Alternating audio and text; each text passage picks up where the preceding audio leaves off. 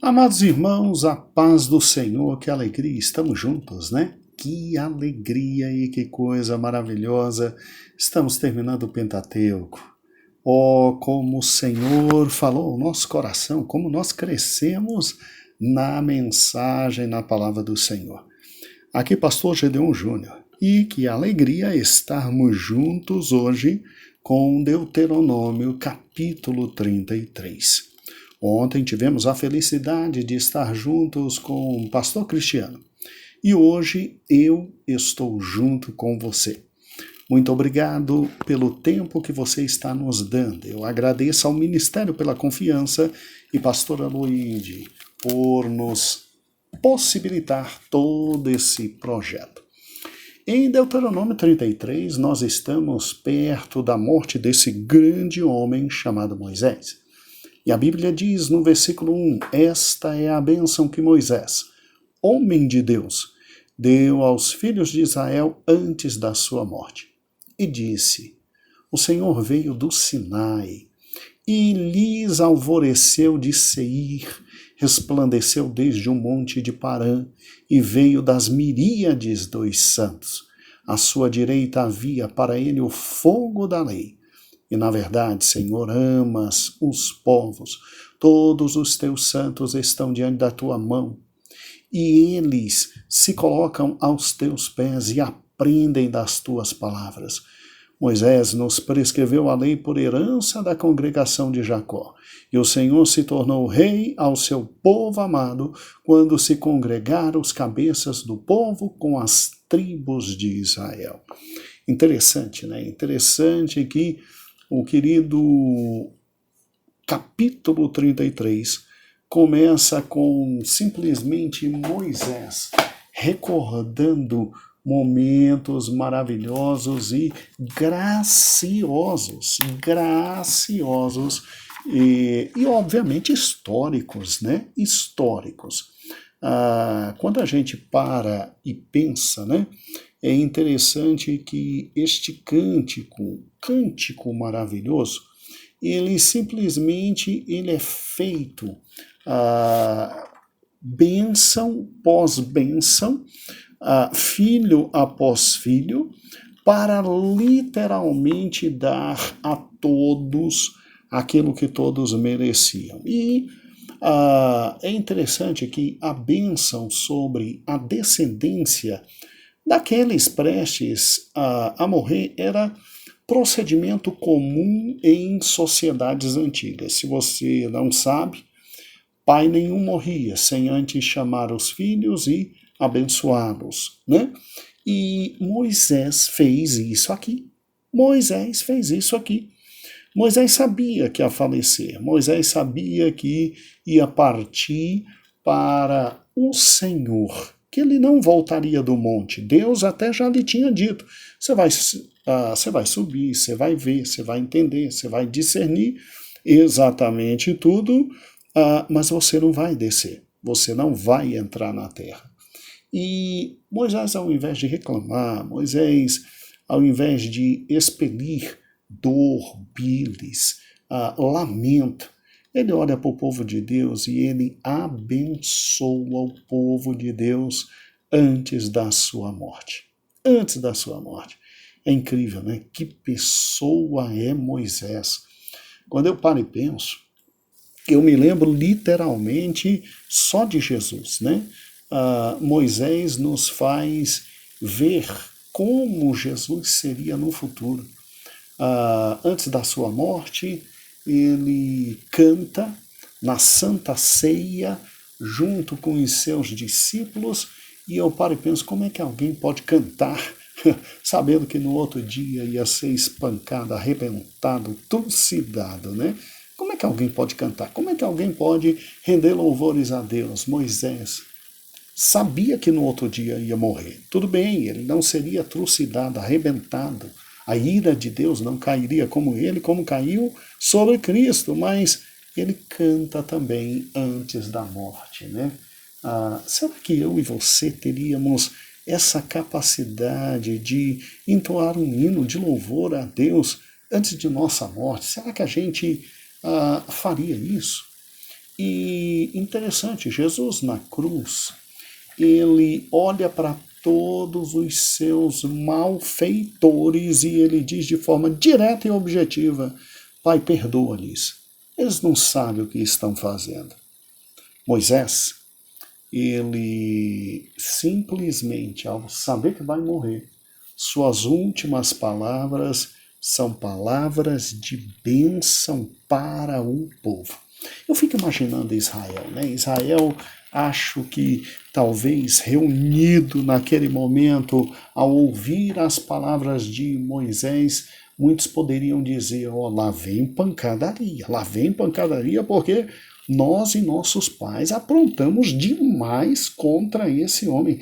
E eu fico pensando na cara de embasbacamento, né, de estupefamento, todos estupefatos, olhando Moisés e dizendo assim: meu Deus do céu, como é que um homem como esse, no final da vida, ao invés de chutar a gente, ainda abençoa a gente?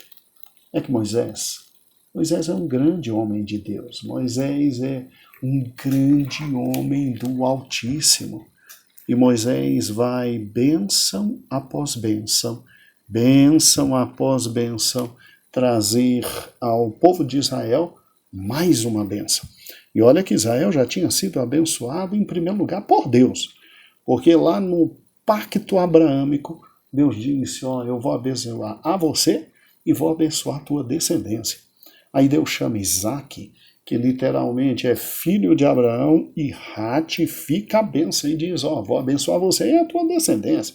Aí Deus chama Jacó e confirma mais uma vez a bênção, dizendo: vou abençoar você e a tua descendência. Só nos patriarcas 3 grandes momentos de bênção para aquele povo, com confirmação da bênção abraâmica. E o povo sai do Egito, o povo é liberto. E aí contratam um macumbeirozinho, né, para fazer macumba. E aí vem Balaão, e Balaão não consegue amaldiçoar o povo. Balaão só faz abençoar, e Israel é abençoado de novo. E agora, quando o grande líder e homem que Deus usou para libertar vai embora, ele de novo abençoa este povo. Irmãos, Israel é um povo abençoado, é um povo amado por Deus.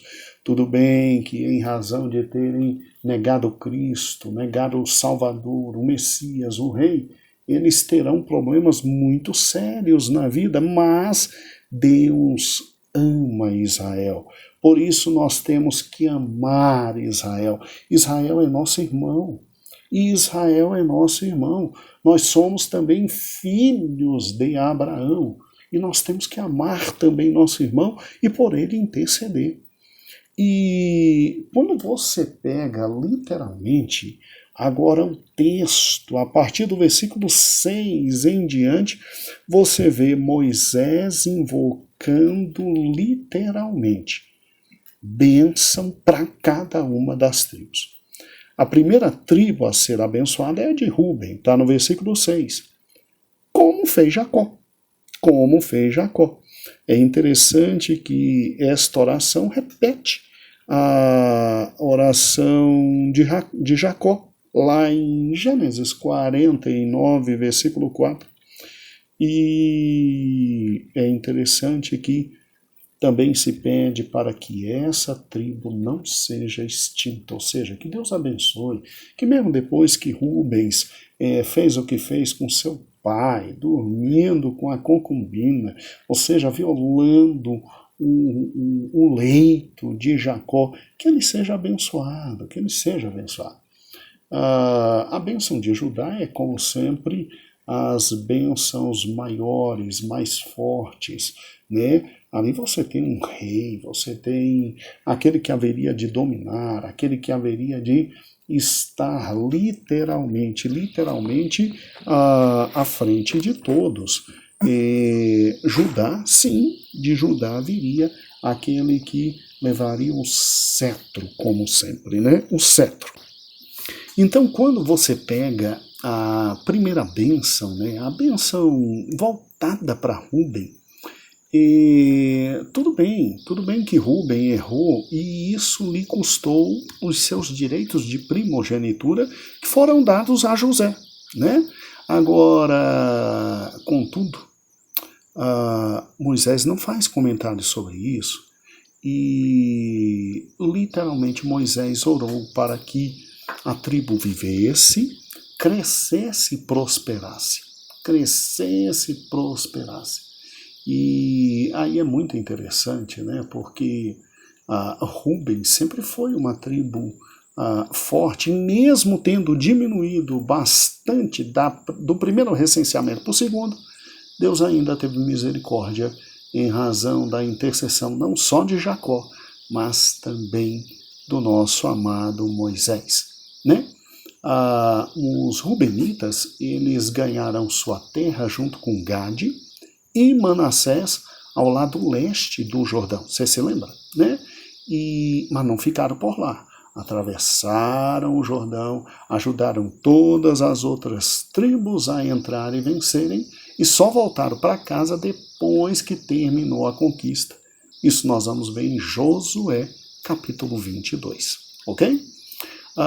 Agora, veja que interessante, né? Judá era a tribo real. Né? Judá era a tribo real. Mas também era uma tribo militar, irmãos. Os homens de Judá marchavam, inclusive, na frente do exército durante as jornadas de Israel. Números 2 e 9 diz que a posição deles era na frente mesmo. E Moisés ora para que Deus ouvisse as orações de Judá, desse a eles vitória em todos os campos de batalha e trouxesse seus exércitos de volta para casa em segurança. Eu paro e penso, né? Moisés nem passava pela cabeça que de Judá haveria Davi, e como Davi precisou dessa oração de Moisés, viu? De segurança, de vitória, de proteção, e depois viria o Rei dos Reis e o Senhor dos Senhores, do tronco de Jessé, da raiz de Davi, e esse sim precisaria, sim, de muita vitória. Então, olha que interessante, a bênção e a oração do nosso amado Moisés por Judá. Quando a gente pensa em Levi, né, e aí Deuteronômio 33, de 8 a 11, a gente vê que Levi foi separada para ser a tribo sacerdotal, né? E que os levitas, obviamente, haveriam de ajudar, assistir os sacerdotes no santuário. Então, é muito interessante que lá em Gênesis 49, de 5 a 7, Jacó associou Simeão a Levi e anunciou algo muito difícil para Simeão por causa dos pecados dele. Ele diz que essas duas tribos seriam dispersas no meio de Israel. E realmente Simeão se tornou parte de Judá, né? Ali no sul, vivendo ali junto com Judá. E os levitas, sim, vivendo em 48 cidades especiais separadas por todo Israel. Então, olha que linda, a dispersão dos levitas acabou sendo uma bênção para Israel, pois os levitas conheciam e ensinavam a lei e podiam instruir o povo inteiro. Interessante, né? É curioso que em suas declarações no leito de morte, Jacó não tenha dito nada sobre o ministério espiritual dos descendentes de Levi. Mas Moisés abençoou grandemente essa tribo. Grandemente essa tribo, né? E literalmente, né, Moisés faz com que essa tribo, que era a tribo dele, né, fosse ouvida por Deus e fosse abençoada, né?